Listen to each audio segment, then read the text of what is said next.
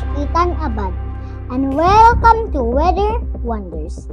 I'm excited to bring you the latest updates on the weather here in the Philippines.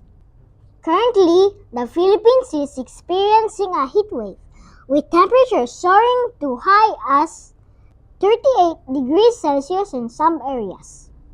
The heat index, which measures how hot it actually feels, is extremely high.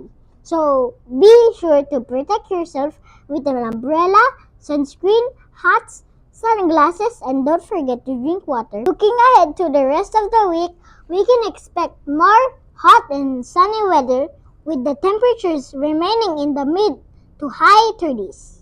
There is a slight chance of isolated thunderstorm in the afternoon brought by about the intense heat.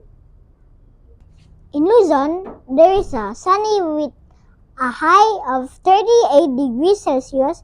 Expect a hot day with plenty of sunshine. In Visayas, there is a sunny with a high of 36 degrees Celsius. A great day for outdoor activities with plenty of sunshine. In Mindanao, there is a partly cloudy with isolated thunderstorms in the afternoon. Temperatures will range from 30 to 34 degrees Celsius. As we continue to experience hot weather, it is essential to stay cool, stay hydrated, and stay safe. Remember to drink plenty of water, take breaks in shaded areas, and avoid exhausting activities during the hottest part of the day. That's all for today's summer weather report.